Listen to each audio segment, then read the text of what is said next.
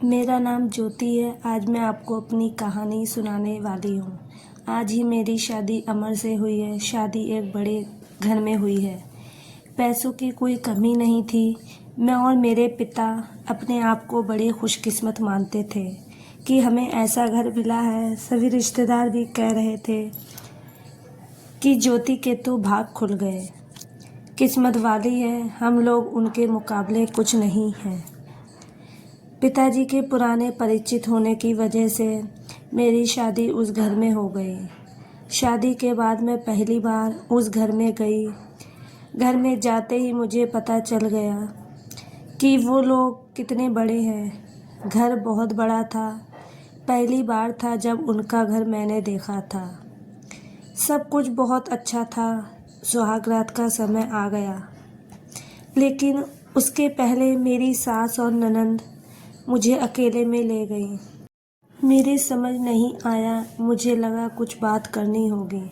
उनके चेहरे उतरे हुए और डरे हुए थे, जैसे कि कोई बात वो मुझसे करना चाहते हों। मैंने उन्हें पूछा, क्या हुआ?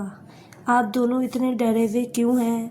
मेरी सास बोली, बेटा हम तुम्हें कुछ बताना चाहते हैं, लेकिन तुम यह सुनकर हिम्मत रखना।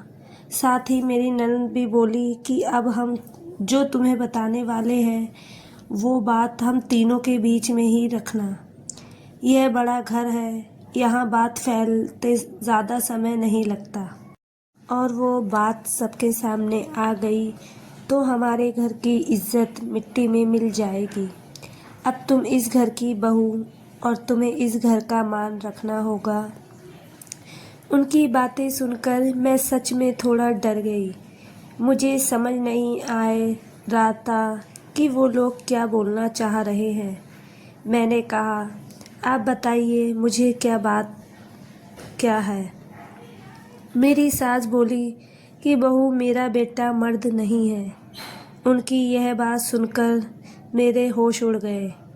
उन्होंने कहा कि मैं जानती हूँ कि तुम सोच रही होगी कि फिर तुमने क्यों फंसाया, लेकिन हमारी भी मजबूरी है। हम यह बात ऐसे बता नहीं सकते थे, वरना सभी को पता चल जाएगी। मेरा बेटा रात में अक्सर बाथरूम में ही रहता है। पता नहीं वहाँ क्या करता। जब भी उसे पूछो तो यही कहता है कि उसका पेट खराब है। कमरे में जाने के पहले अपने पति के लिए ये बातें सुनकर मुझे समझ नहीं आ रहा था कि मैं क्या करूं। मेरी नंद कहती है कि, कि तुम उससे बात करना, थोड़ा समय उसके साथ बिताओ, फिर उसे खुलकर बात करो।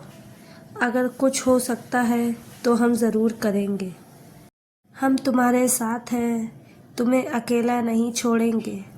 सुहागरात वाली रात यह सब सुनकर मैं अपने कमरे में जा रही थी। मुझे अब डर लगने लगा था। मैं कमरे में यही सब सोच रही थी कि मेरे पति अमर कमरे में आए। कमरे का दरवाज़ा बंद किया और दरवाजे से ही पेट पर हाथ लगाते हुए आए। बिस्तर पर मेरी तरफ पीठ करके बैठे और बोले कि उनका पेट खराब है। और कुछ ही सेकंड में वो उठकर बाथरूम में चले गए। बिल्कुल वैसा ही हुआ जैसा कि मेरी सास ने मुझसे कहा था। पेट खराब हो तो थोड़ी देर बाद वो बाथरूम से बाहर आ जाते, लेकिन वो करीब 1 घंटे तक बाथरूम में ही रहे। मैं बाहर चुपचाप अपने बिस्तर पर बैठी रही। मैंने आवाज़ भी नहीं दी। बस यही सब सोचते सोचते मैं बिस्तर पर लेट गई। करीब 2 घंटे बाद वो बाथरूम से निकले। मेरे अब उनसे बात करने का मन ही नहीं था। मुझे लगा कि मेरे साथ धोखा किया गया है। वो भी चुपचाप अपने बिस्तर की साइड पर जाकर सो गए। सुबह में अपने आप को खुशकिस्मत मान रही थी और रात होते होते अपनी किस्मत को कोसने लगी। सुबह में जल्दी उठी और बाथरूम में गई। बाथरूम में जैसे ही गई मेरे होश उड़ गए, क्योंकि बाथरूम में एक नई नाइटी थी, साथ ही मेकअप का सामान। यह सब क्या था मुझे समझ नहीं आ रहा था। एक ऐसा इंसान से मेरी शादी क्यों करवा दी। सुबह मेरी सास और ननद ने मुझसे पूछा, क्या हुआ बेटी। रात में मैंने कहा, वही जो आपने बताया था। यह सुनकर मैं रोने लगी। मेरी ननद ने कहा, माँ मैं कह रही थी ऐसे किसी लड़की की ज़िंदगी ख़राब मत करो, लेकिन तुम सभी ने मेरी बात नहीं मानी। अब ये क्या ऐसे ही घुट घुट कर यहाँ रहेगी। मेरी सास बोली कि बेटा तू जो भी फैसला लेगी हम तेरे साथ हैं, लेकिन तुझे ये वचन देना होगा कि यह राज तेरे मुंह से नहीं निकलेगा।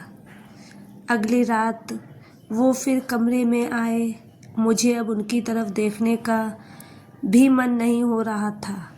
मैं चुपचाप अपना बिस्तर करके अपनी साइड पर सो गई, क्योंकि अब बात करने को रखा। उन्होंने भी अभी तक कुछ बात नहीं की। उसकी वजह भी मैं जानती थी। थोड़ी देर वो बिस्तर पर बैठे रहे और फिर उठकर वो बाथरूम में चले गए। मैं समझ गई थी कि वो क्या करने गए हैं। थोड़ी देर बाद बाथरूम से चीज़ें गिरने की आवाज़ आने लगी, कुछ टूटने की। थोड़ी देर बाद आवाज़ रुकी और इस बार वो जल्दी ही बाथरूम से बाहर आ गए। आकर बिस्तर पर सो गए। हमारे बीच कोई बात नहीं हो रही थी। मैं तो ये सोच रही थी कि मैं क्या करूं। यही सब सोचते सोचते नींद आ गई। सुबह जल्दी उठी और फिर मैं बाथरूम में गई, लेकिन इस बार बाथरूम में जब गई तो सब कुछ बिखरा हुआ था। नई नाइटी को फाड़ दिया था। मेकअप का सामान बिखरा हुआ था। बाथरूम में कचरे में एक कागज़ भी था, जिस पर लिखा था, टू माया ब्यूटीफुल वाइफ। मेरे मन में अब शक आया कि यह सामान और कपड़े कहीं मेरे लिए तो नहीं रखे थे। लेकिन फिर मैंने सोचा कि मेरी सास और ननद मुझे झूठ क्यों बोलेंगी। अभी मैंने उनसे कुछ बात नहीं की। सुबह मेरी सास और नंद फिर मुझसे सहानुभूति जता रही थी। मुझे उनकी बातों से लगा कि वो चाहती हैं कि मैं अमर को छोड़कर इस घर से चली जाऊं। मुझे अब मेरी सास और नंद पर शक हुआ। मैंने घर की पुरानी नौकरानी से बात की। मैंने बातों बातों में उनसे पूछा कि अमर कैसा है। वो बोले कि वो तो बहुत सीधे हैं। उनकी माँ और बहन तो चाहती थी कि उनकी शादी उनके बहन के पति के रिश्तेदार से हो। बहन और माँ तो बहुत कोशिश की, लेकिन उनके पिता नहीं माने और उनके दोस्त के परिचित यानी आपसे शादी करवा दी। वो दोनों तो आपकी शादी के खिलाफ थे।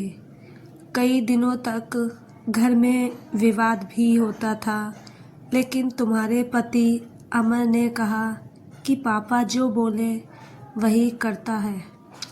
मुझे अब पता चल गया था कि मेरी सास और ननद मुझे क्यों भगाना चाहते थे। इसीलिए उन्होंने मुझसे झूठ कहा था। उन्होंने शायद अमर को कुछ कहा होगा। रात अब मैं अमर से बात करने का इंतज़ार कर रही थी। वो कमरे में आए तो उनका मुंह तो उतरा हुआ था। यह पहली बार था जब मैं उनसे बात करने वाली थी। उनके आते ही मैंने कहा, आप मुझसे कुछ बात करना चाहते हैं। वो बोले, अब बात करने को रखा क्या है। पापा का विश्वास था कि वो अच्छा घर है, इसलिए मैंने माँ और बहन की ना सुनकर तुमसे शादी की और तुमने सच छिपाया। मैंने बोला, क्या सच? सच कि तुम मुझसे शादी नहीं करना चाहती थी। तुम्हारी ज़िंदगी में अभी भी कोई और है। यह बात तुमने ही तो माँ को बताई थी। घर की इज्जत और पापा के कारण मैं चुप हूँ, कुछ कदम नहीं उठा रहा। और मैंने भी देख लिया, सुहाग रात ज़िंदगी में बहुत स्पेशल होती है, लेकिन मेरे बाथरूम में 2 घंटे रहने पर भी तुम्हें फ़र्क नहीं पड़ा। माँ ने सही कहा था कि तुम आवाज़ भी नहीं दोगी, बात भी नहीं करोगी। मैंने बोला, बाथरूम में रुकने की उन्होंने कहा था, और वो कपड़े और मेकअप वो मेरी बहन ने रखा था। कहा था पहली रात का गिफ्ट है तुम्हारे लिए, बाथरूम में रखा था।